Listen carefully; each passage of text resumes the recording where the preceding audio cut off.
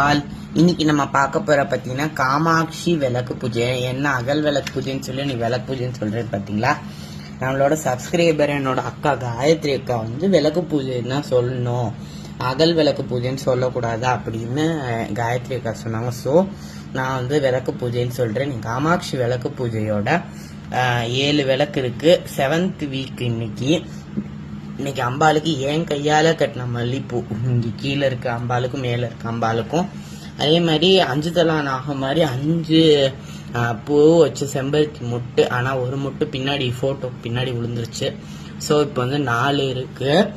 இன்னைக்கு பாத்தீங்கன்னா வந்து 7வது வாரம், 7வதா காமாட்சி விரதத்துல இருக்கிறது வந்து பொல்லாத பிள்ளையா இருந்தாலும் பெற்ற தாயின்றதுதான் ஃபர்ஸ்ட் லைனு.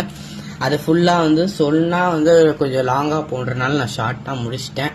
ஓகே, காமாட்சி விளக்கு பூஜையோட வீக் 7 வந்து இப்படித்தான் போச்சு. ஓகே, நம்ம அடுத்து நெக்ஸ்ட் வீக் வந்து நான் பண்ணுவேனான்னு தெரியல. தொடர்ந்து ஒரு 2 வாரங்கள் வந்து கொஞ்சம் இது இருக்கு, கொஞ்சம் வெளியெல்லாம் போற மாதிரி.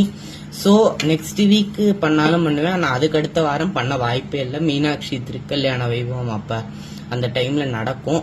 ஸோ அந்த இது வந்து பண்ண வாய்ப்பு இல்லை. ஆனால் நெக்ஸ்ட் வீக் என்னன்னு தெரியல, அது இனிமே தான் தெரியும்.